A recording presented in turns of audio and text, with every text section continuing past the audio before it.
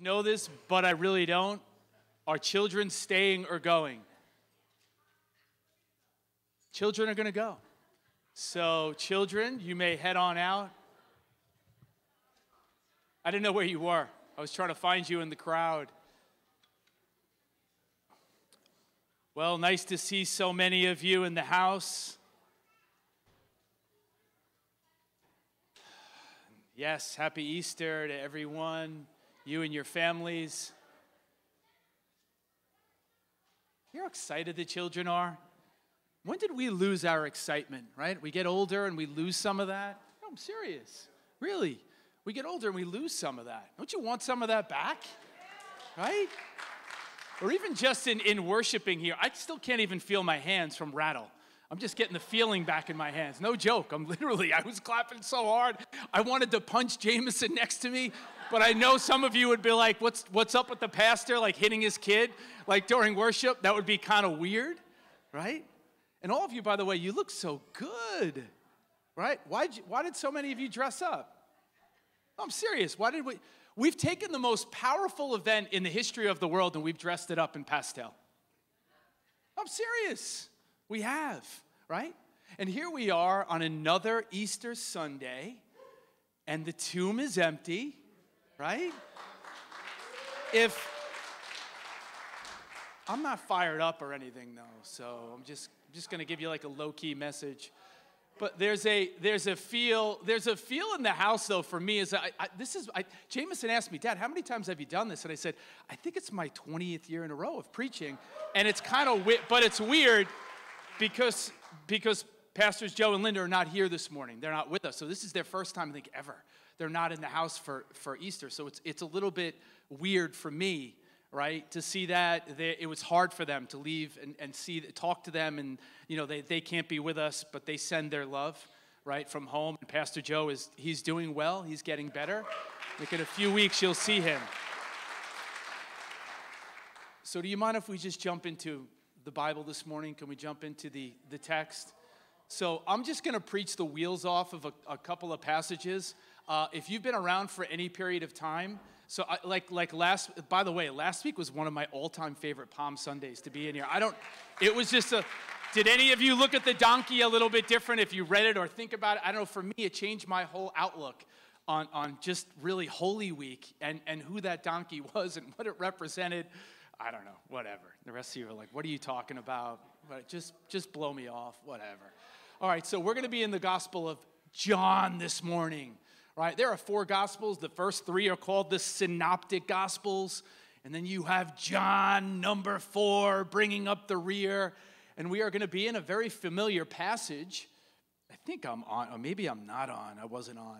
We're going to be in a familiar passage in this text right here.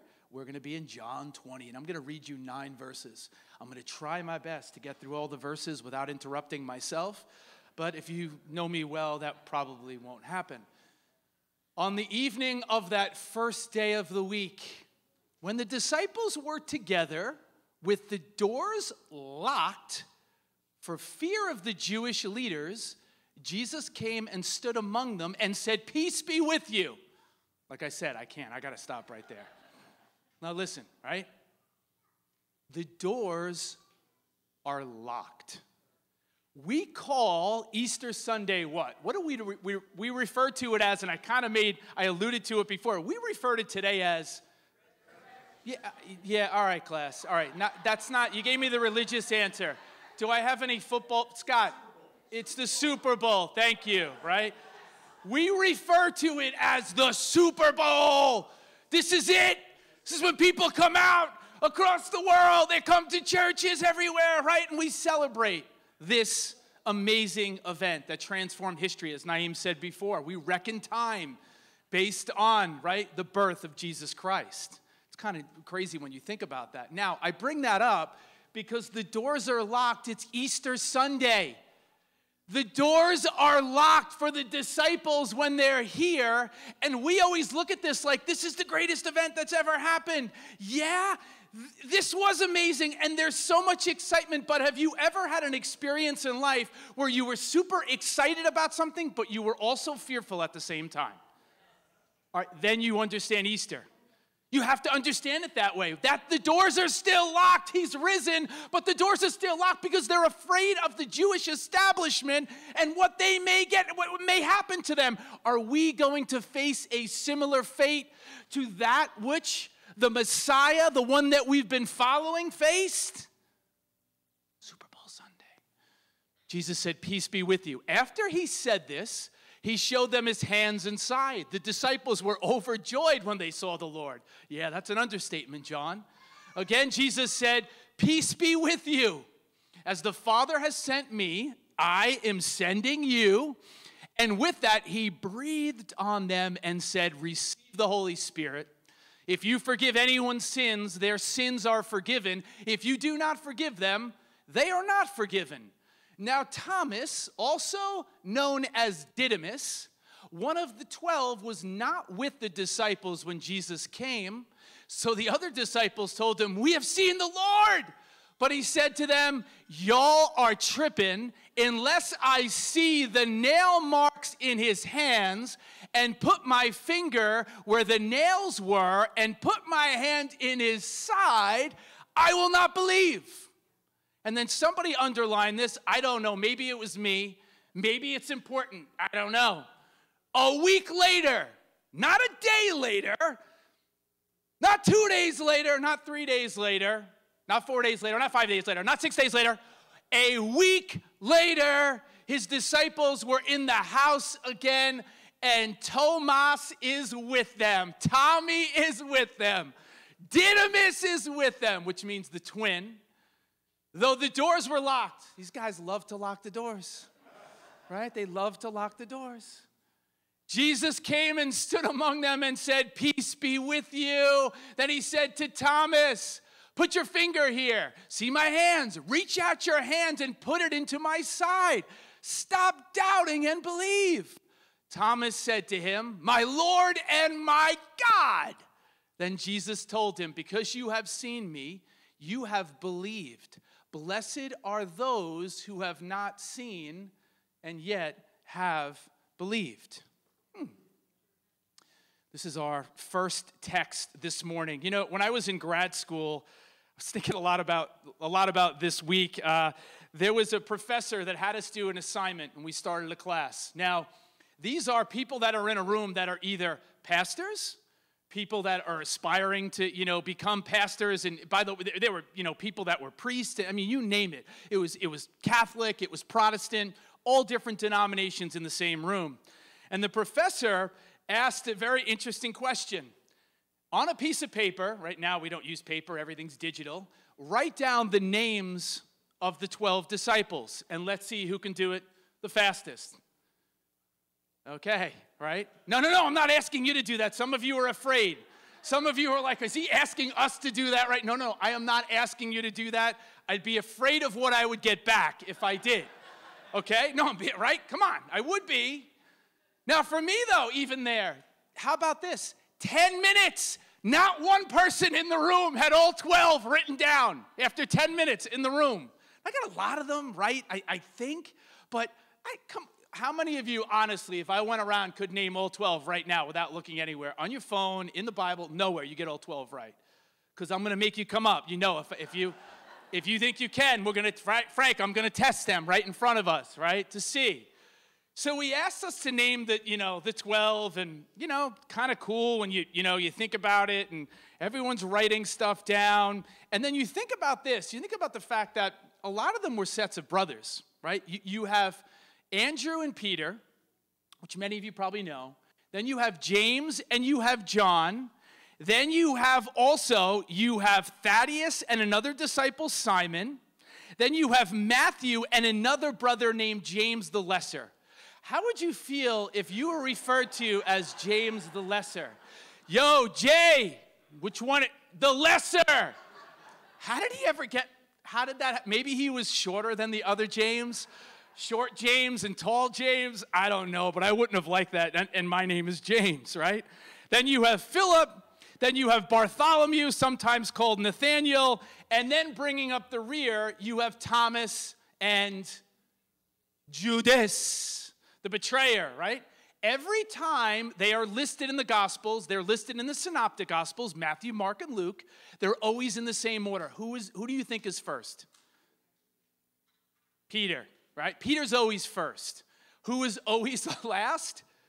Judas, right? So every time they're listed, I don't know if you knew this, but I think it's kind of interesting when you look at it in naming them. The next question that we were asked was, can you list some things, some details about the disciples, all 12 of them?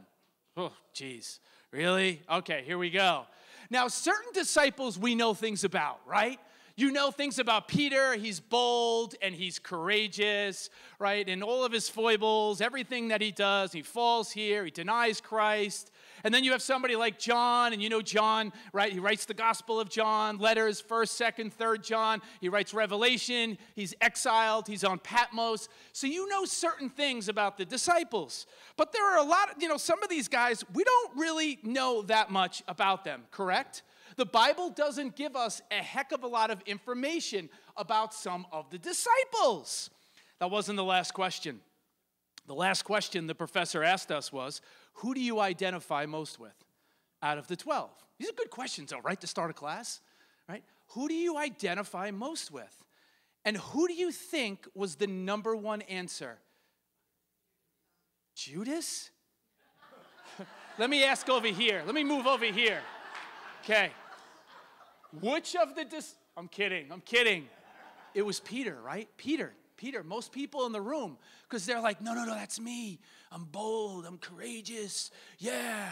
And even though I failed, failure was fertilizer, and I just used it, and I just grew from it, and I just kept on going in the race. That's how most people feel, right? Again, a group of pastors, right? People that have these grandiose ideas, maybe diluted some of them, us, not living fully in reality, right? I mean, and you do think about Peter, though, right? You go to the event, the Garden of Gethsemane. When Jesus is arrested, did you ever think about this? Because I'm studying it during the week again. I'm laughing to myself. What does Peter do to one of the Roman soldiers in the Garden of Gethsemane? He cuts the ear off, right? And Jesus has to do the Mr. Potato thing, and put the ear back on, right? He has to place it back on. Peter's chilling with the disciples, and he's carrying a knife. I think that's just him, man. Here we go, I'm ready to roll. Pulls the knife out, slices the dude's ear off. Let's go. Who's next? You want some? Jesus, yo, Petey, just calm down. I got this. Malchus, come here. It's the name of the soldier. And he puts it back on. And we have nicknames that we give a lot of the disciples, right? So what's Peter? He was Simon. His name is changed to Peter. What does Peter mean? Rocky. Doesn't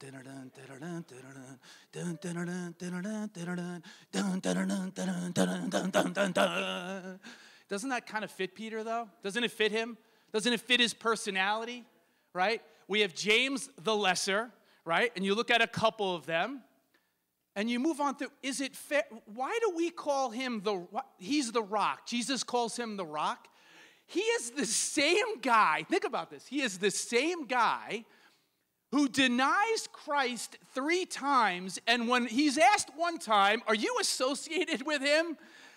He goes off with some choice words, maybe some profanity. We don't call him Profanity Peter. Why not? We could. Why do we call him the Rock? Matthew, the tax collector, his name's Levi. Why don't we call him Locked Up Levi? Dude, you're locked up. Why are you afraid? Why do we give these guys these nicknames? And the one nickname that has stuck for 2,000 years, and I don't think it's fair, is Doubting Thomas. Doubting Thomas. If any of y'all utter the name Doubting in front of Thomas in this church, in my presence, you're going to be excommunicated. Because it's not a true characterization of this man, of this disciple in the text. Would you mind if we go on a little journey together and maybe I can prove that to y'all? Let's go.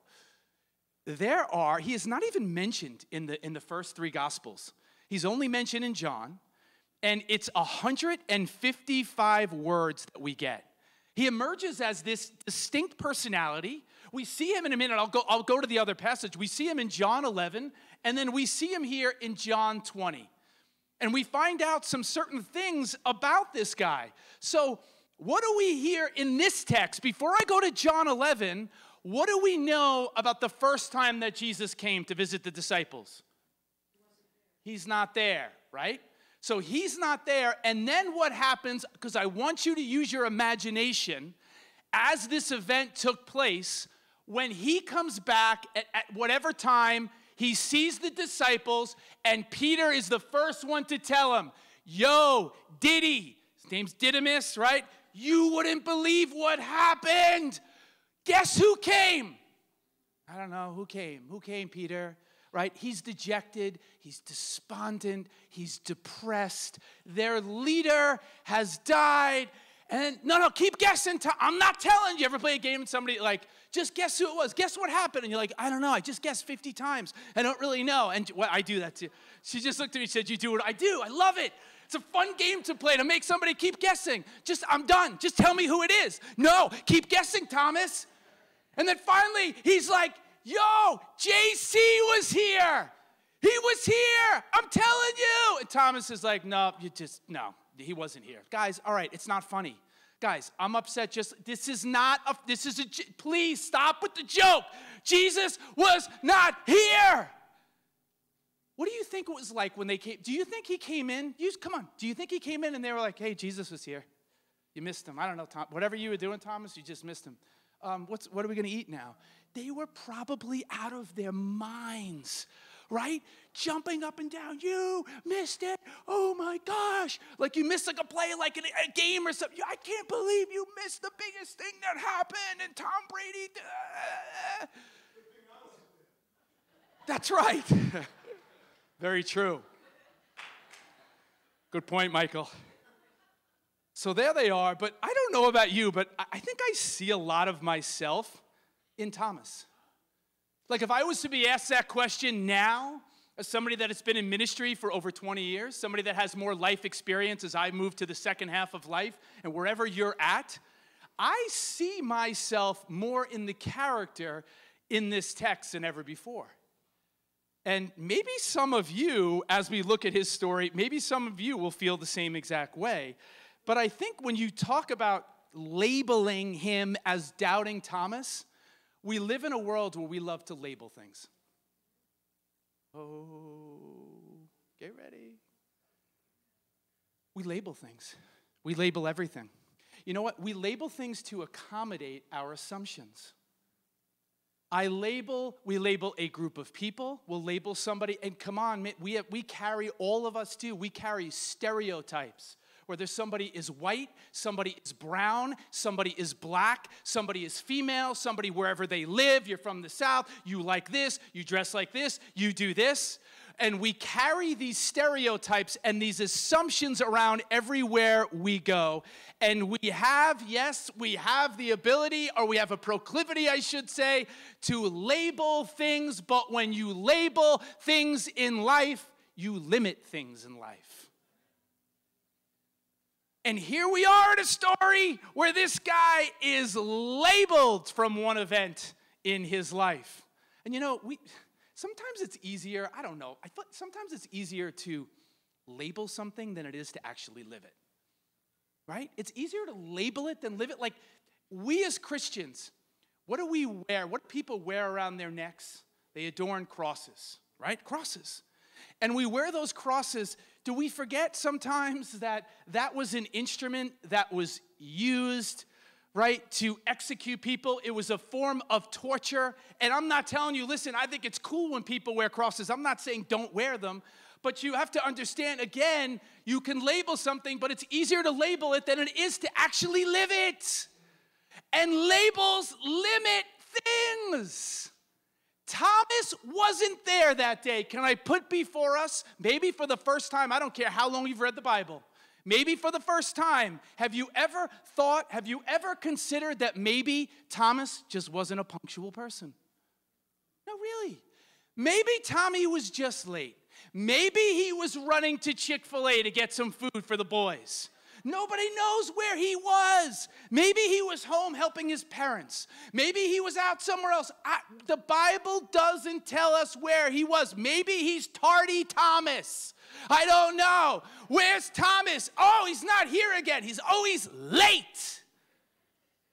My brother's not here, so I'll rip on him. No, it's great when the person is not in the room and you could just go to town and they can't hear it. I'm still scarred. I grew up with an older brother, and everything we ever did, we had to still. Hey, John, we're going to be eating at 6 o'clock, right? You tell him 6 o'clock, but we're really eating at 7 o'clock, right? And then there's in the hope or the chance that he'll actually show up at that time. Anybody know what I'm talking about?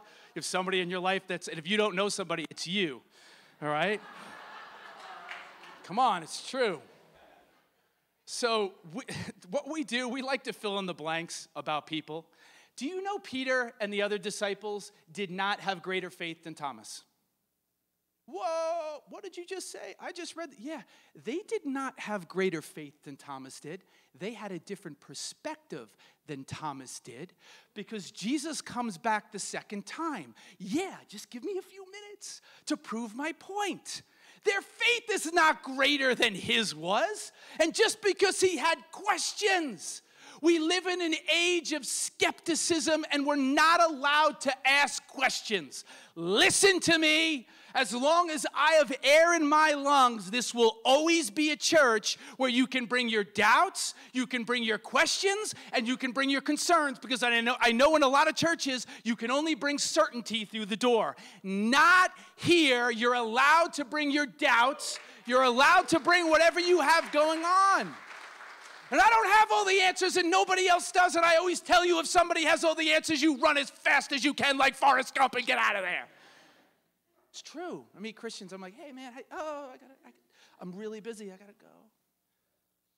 Certainty. And how about really, can you doubt your doubts? Why do did you ever doubt your doubts? Why do we always hear people say, I don't know, I just really doubted my faith? Well, how about doubting some of the doubts that you have about your faith? And go on a little journey and see where those doubts actually go and where they really take you. Jesus comes back and does a rerun.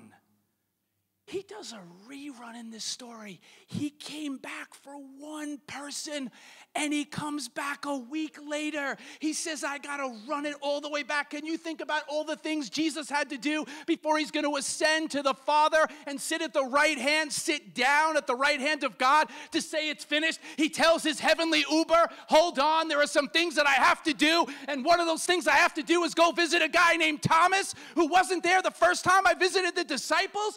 I need to see him. I have an appointment with him. He goes back. Run it back. I need to see Thomas. And he goes back here. Why can't we call him honest Thomas? Why can't we call him sincere Thomas? Why can't we call him truthful Thomas? Because that's who he really is in this story. Why can't we be honest to God about how we really feel? Why can't we be honest to each other about what's really going on? Why can't we tell people it doesn't feel like Easter in my heart? You may have walked in here today and you were dragged into church. That's cool, that's okay. And you don't want to be here. That's all right. And you can be honest. God is big enough. He is strong enough to take those thoughts and say, that's okay, I love you. It doesn't mean anything that you don't want to be here. Can I just keep it real? All right, just keep it real. Because it's Easter. And why does he wait a week? Jesus, why did you wait a week to go see Thomas? Why couldn't you just go the next day? Why does he make us wait sometimes in life? Why do we have to? I don't want to wait. Any of you like to wait? Do you want to wait? Does anybody love waiting for things? You love to wait.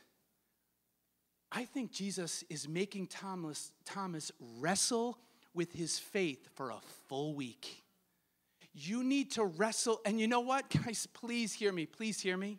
I think God does some of his best work when he is absent more than when he is actually present in our lives. And you need to grasp that, because I know as a Christian, I have touched God in a deeper and realer, more meaningful way when I felt he was absent in my life than I did when he was actually present. And I feel like in this story, he tells Thomas, you need to wait a couple of days and wrestle with some things, because I need to do something inside of you, inside of your heart. And when I think you're ready, don't worry, I'm going to come back. Don't worry, I still have the whole world in my hands. Don't worry, I created the heavens and the earth. Don't worry, Thomas. I knew you before you were in your mother's womb. Don't worry. I have an appointment with you. Don't worry. I'm going to be right on time. And there he is. He shows up. Have you ever had to wait long? Is anybody waiting long? Are you waiting for a medical test to come back? Anybody waiting for their kids to actually come back? We sang a song about the prodigals and the homecoming. Is anybody in here, are you waiting for your kids to have a real relationship with God and you've waited, you feel like, for an eternity? Any of you in here, you're waiting for things to happen in your marriage, you're waiting things to happen in your job, you're waiting for things to happen in your finances, and you feel like you're waiting and you're waiting and you're waiting. God, don't you see me here? I'm waiting. If you're real, why won't you do something, God? It's his best work when he feels absent to us. He does his best work. And I think a lot of times too, can I say it on Easter Sunday? So many people have what I like to call like an heirloom faith. You can't take the faith that your parents and your grandparents have. It has to be your own. Thomas, it has to be your own. You have to own this. You can't take what the disciples said. It has to be something that is real for you. And I think sometimes we look at our Christian faith and that it's something that we just pass down to the next generation. And that we as grandparents, you give it to your parents, and then the parents give it to the kids, and it just kind of moves on down. And I'm going to take their faith. And no, it has to be something that is real for you. You have to own it. You have to wrestle with it. And parents, let your kids wrestle. Don't tell them they have to believe anything. When my kid has questions, I want him to question things because I have questions as a pastor, and I'm almost 50 years old, and I've walked with the Lord for a long time. The longer I walk, the more questions I have, not less. More questions I have. To sit in doctor's offices and get diagnoses and deal with all different things, I have more questions in life. It's what we do with the questions and where we take those questions. And that's what Thomas does. What would it take for you to believe God in this moment for your kids? What would it take for you to believe that God's best for you is right here and now? What would it take for you to believe that he really is on the throne and he really sees you and he really cares and he really knows? He makes Thomas wait a whole week. Now, can we go to the other part of the story where we see Thomas? So you see Thomas here, he's given this label that he carries for a few thousand years that many of us know, right? If I asked you, how many of you, if I went around the room and said, what do you think of with Thomas? I think everybody would have said doubting, right? If I went to any church on Easter morning and asked everybody, I think they would have said that. But one moment does not define your destiny. One moment where you do something doesn't define who you are in the eyes of God, and I don't care what society says, because that's what society tries to do. They try to label us based on maybe the worst thing that we said or the worst thing that we did, and that's not true in the eyes of God. It's not true. So here is the part of the story that precedes this, and you have to connect the dots. I love the Bible. Right? Go to John 11 through 16, right? So this is Lazarus. This is the story that a lot of preachers around the world will be preaching from this morning. It's not my direct text. It's my second text, but it's the famous story of him raising Lazzy from the dead, right? And if you don't know, Lazarus is one of his good friends.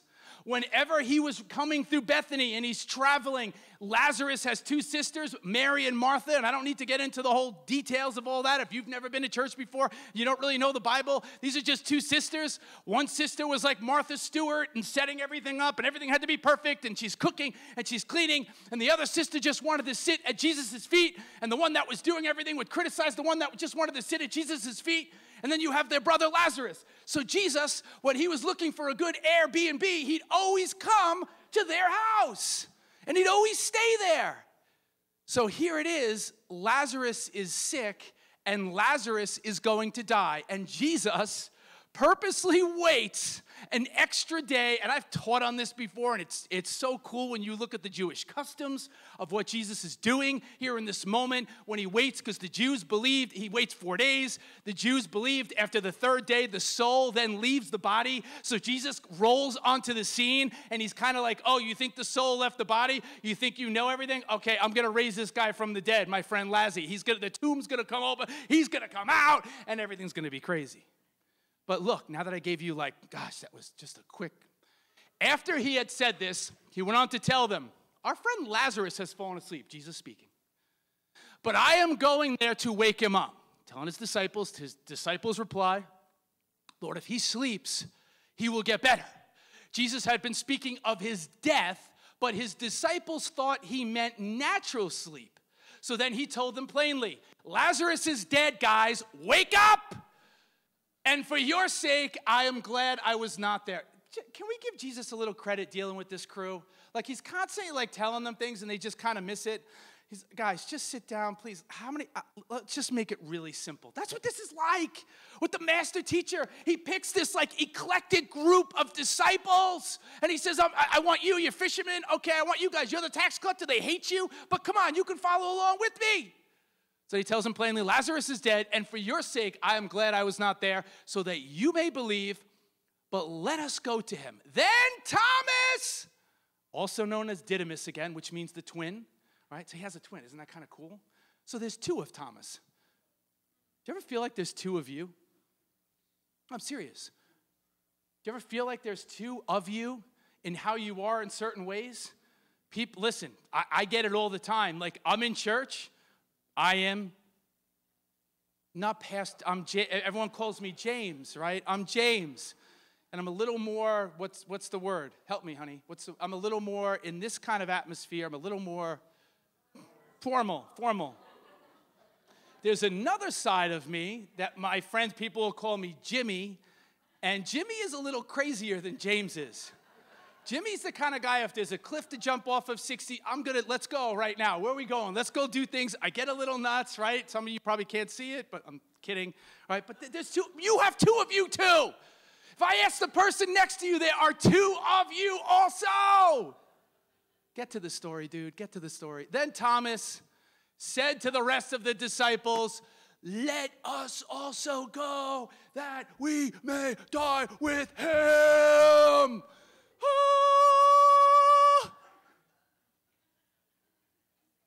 It's not Peter. You would think Peter said this, right? If I change that and said, then Peter said to the rest of the disciples, let us go. And he pulls out his knife. Let's go, boys. You go, yeah. Peter didn't say this. It's Thomas who is the one who says this. He's kind of like, guys, there is no better day to die than today. JC, I'm with you, man. Let's go. You have friends that are too hyped sometimes? People that are just too hyped? No, seriously. You have friends that are just way too hyped? And again, if you don't know who those friends are, it's probably you. It's me, right? If I'm hanging out with my friends or whatever, it's usually me. Getting in trouble, doing crazy stuff. Yo, Thomas, chill out. But Jesus is there. What do you think it was like for Jesus to hear Thomas say those words? Do you have any idea this statement, how powerful it is? Why are we calling him Doubting Thomas for one little incident that happens in the Gospels? Why do we label him as Doubting Thomas? Why can't we call him Honest Thomas? I need to change. If it takes me another hour, I'm going to keep you in here until every person in this room sees it. And I'm looking at your eyes. And if they look glazed over, I'm coming right at you. I'm half kidding. You know, and it's really, we talk about the grave being empty and the tomb is open. Can we really, honestly, can we be as Christians or just people? I think that should be our posture. Can we be open? Can we be open to the fact that maybe God wants to do something in our lives differently than what we thought? Maybe God wants to, he's on a different time frame or a different schedule that we have. What if we were open to this, to say, you know what, God, I wanted it to happen this way. I wanted to get married here. I never thought I was going to get sick. I thought I was going to get this house. I thought I was going to get this job. To say, I am open like the tomb is, and I'm going to trust that you know what you're doing. Can we have that posture on Easter Sunday 2022? Well, here he is. Jesus is here. He's going to raise Lazarus from the dead. Lazarus is ultimately going to die again. What was that like? What are they like? Is he really dead? I don't know. You go check it out. I'm not going near the casket. You go. There's no casket back then, but you know what I mean. What is that like? I don't know. Well, then here's the next part of the story. Let's move on. John 11, verses 32 through 35. When Mary reached the place where Jesus was and saw him, she fell at his feet and said, Lord, if you had been here, my brother would not have died. When Jesus saw her weeping, and the Jews who had come along with her also weeping, he was deeply moved in spirit and troubled. Where have you laid him, he asked. Come and see, Lord, they replied. Jesus wept. 2 times in the scriptures, Jesus weeps. This is one of them, right? 2 times. He's entering Jerusalem another time, and here it is. Lazarus dies. Jesus weeps. If you were sitting there, don't you think you would have been wondering and going, why are you crying? You're supposed to be drying tears, but here you are crying tears. You're the Savior of the world. What's going on here in this situation? Why is he crying? And you have to see, I love this in the text. There are 2 groups of people that are here in the text. And the first one, you look here, it says there in, where have you laid him? Nope, I didn't, wait, nope, there it is, right here. This is where I wanted to take you. Look at the 2 groups of people here. Then the Jews say, see how he loved him. But some of them said, second group, could not he who opened the eyes of the blind man have kept this man from dying? And I find this really interesting when you look at these 2 groups of people that are here. And one group looks at Jesus as a healer. You've healed before. Why can't you do it again? The problem is, again, Jesus is trying to show them, Jesus is preaching a message that you can't put me in a box, that I'm a healer, but that's only part of who I am.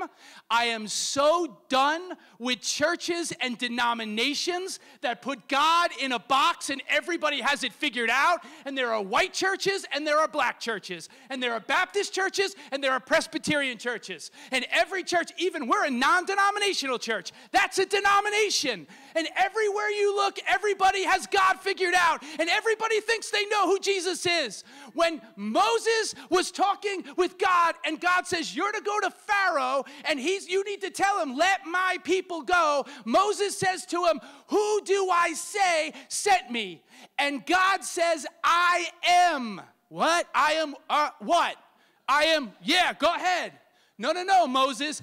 I am, because if I give you a full definition of who I am, you'll put me in a box and you think you'll know who I really am. You can't put God in a box. You can't put him in a box.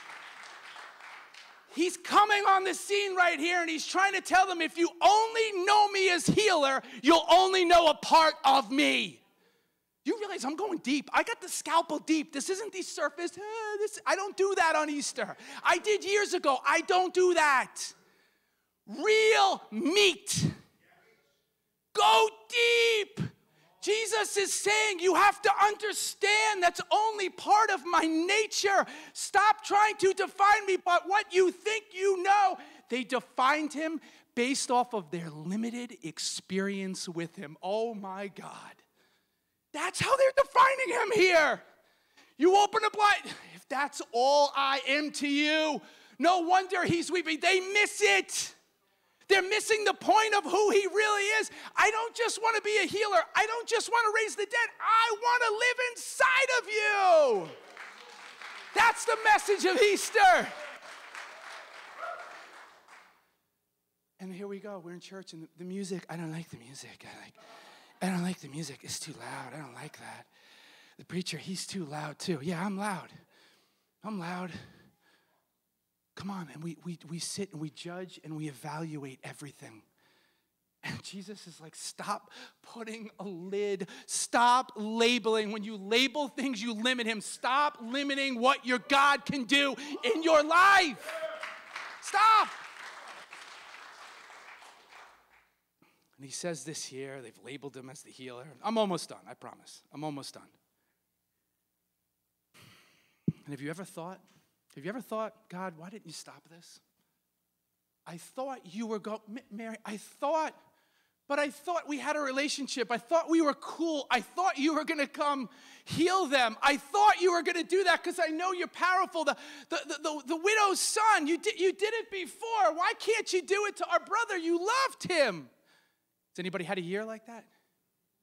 You thought God was going to do something. Maybe you lost somebody in your life and you thought that wasn't going to happen the way that it happened. God, I didn't think you would let it go down like that. And it went down. It does not change the fact of who God is, that he has a bigger plan. His ways are not always our ways. His thoughts are higher than our thoughts. But we're finite human beings. And then we think sometimes, do we have any understanding that if we fully understand who God is and all of his plans, that we would be God? Come on, that's in essence but that's what we want. We want total control over everything. We want to control everything. We want to know everything. And then here it is. I got to go back because I don't think you got the full picture of this. This statement in John 11 by Thomas. One commentator said this and others point this, but this one commentator who was well respected, I love this. He says, it is the most powerful expression of faith in any gospel account. The most powerful expression of faith in the Gospels comes from the guy that we have labeled for 2,000 years as a doubter. Take that garbage out because it's not true. Did you just hear what I said? This should be a paradigm shift for how we look at the resurrection story. And yeah, I always pick characters. And I try to pick people. And you know, I said it last week. Easter is, the holidays are the hardest events to preach.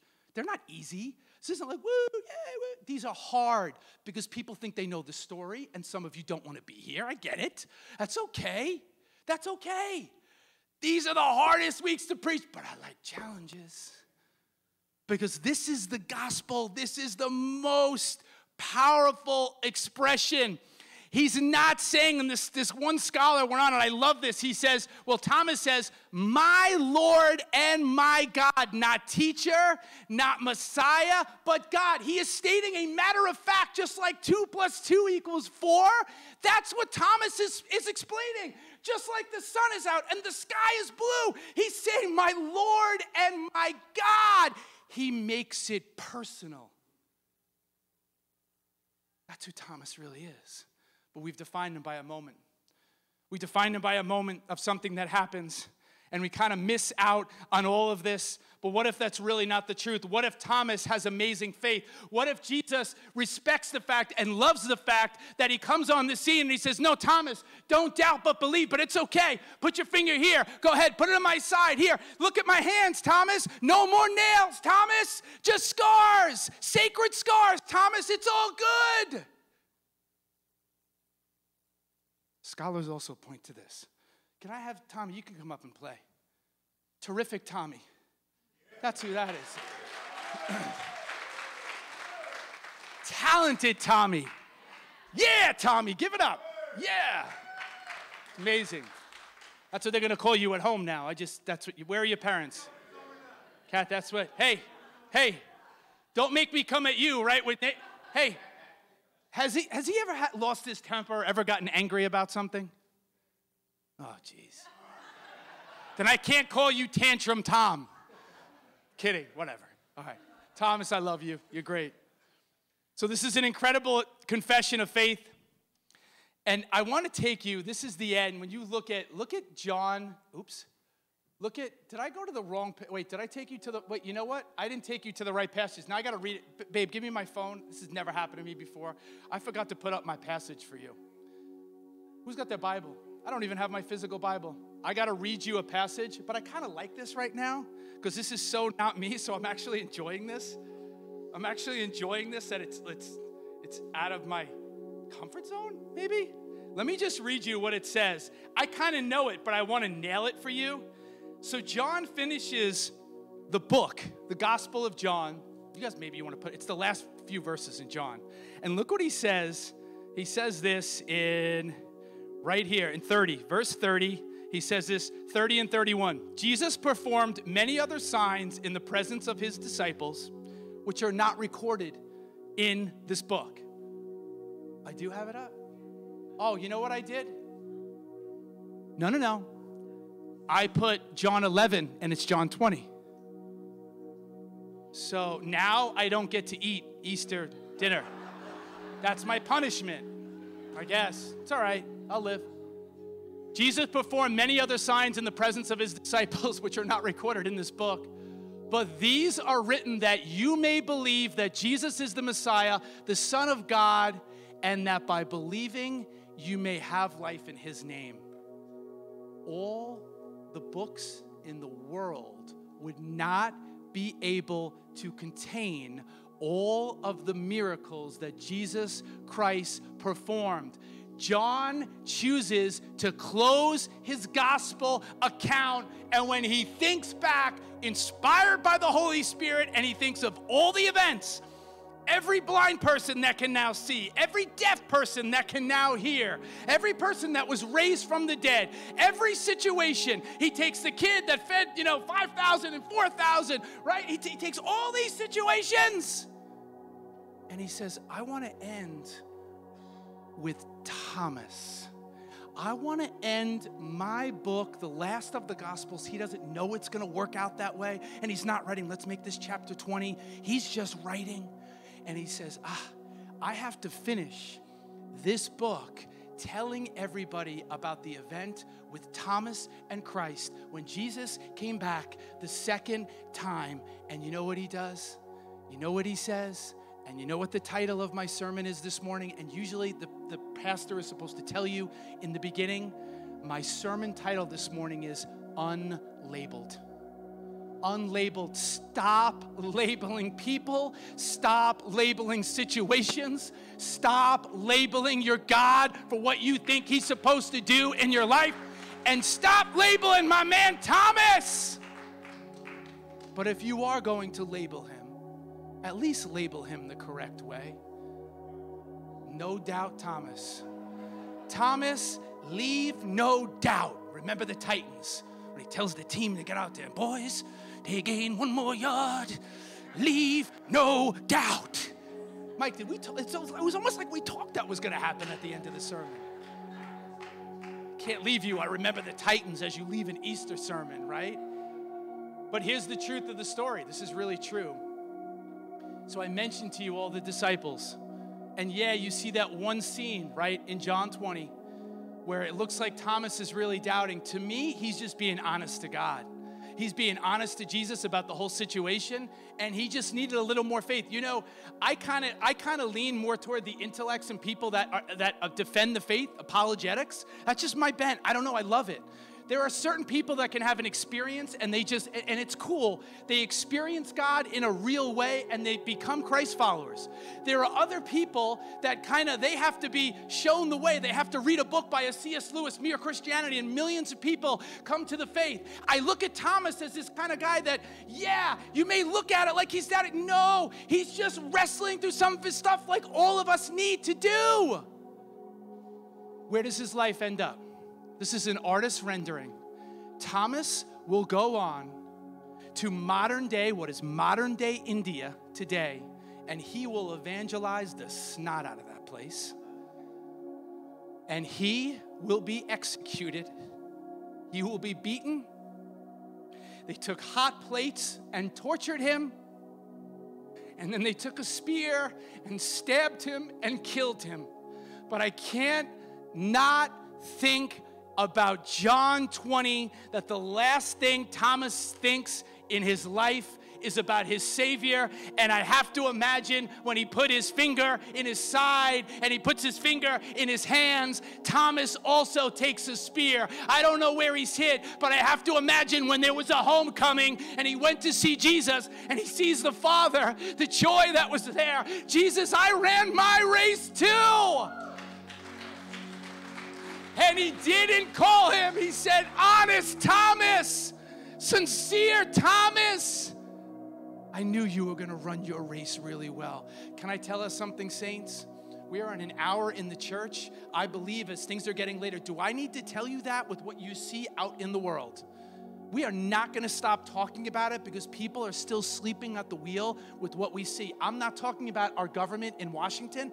I'm talking about the world. I'm not singling out a specific person. I am talking generally speaking with what we see in the world today, and everybody wants their life back, and everybody wants things to be normal. Guess what? Things are going to probably get more and more out of control when you see geopolitical issues, when you see war erupt with Russia and Ukraine, and you see economic collapse here and over here, and wars and rumors of wars. These are things the Bible talks about. But yet we're casual Christians in America. We're casual Christians. I'm not telling you, listen to me. I'm not telling you, you better come back to church next week. You better all I'm telling you is you need to deal with God on your own. And if you have doubts and you have questions, you need to talk to him. But one thing I know at the end of the day, and I've banked my life on this, and this is what I know, because I tried to become a Buddhist. I don't think I ever said, no, I did. When I was in grad school, I was at Stony Brook University. I was in grad school, and I was in a class, and I was in a world religion class, and I didn't want to take what my parents told me. I never said this part of it. Did you know I wanted to be a Buddhist? I wanted...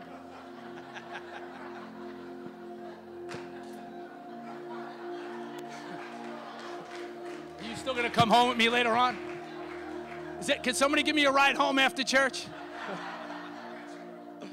My man. No, I'm serious. They didn't shove it down my throat, but I wanted it. I wanted it to be true. I wanted it to be real.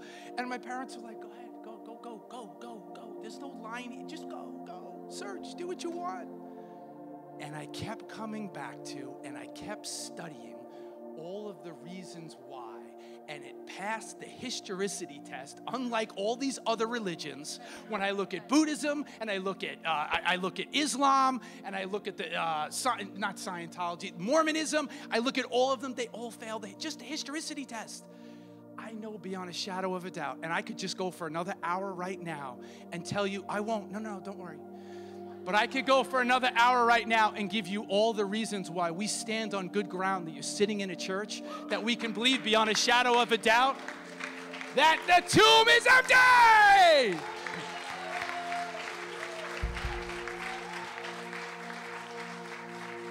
You know, too, there's that one scholar talks about there's a difference between doubt. Come on in, kids. I know I preached too long. Come on in. You can hear this. Yo, kids, listen. Ready? There's a difference between doubt and unbelief. You know what doubt? You know what doubt is? One scholar said, I love this. He says it's faith in two minds. It's faith in two minds. It's okay if you have doubts. You still have your faith. Thomas had doubts. It's okay. Come on in, J-Bone. That's all right. Still had doubts. Unbelief is totally different when you really, literally don't believe. But you can have doubts and you can have faith in two minds. That's okay. You're allowed. We give you a license to do that. Let's stand up. Let's rock this place out. Let's shake the foundation on this place. As you leave on Easter Sunday, the tomb is empty. Be honest to God. Love y'all. Have a great Sunday.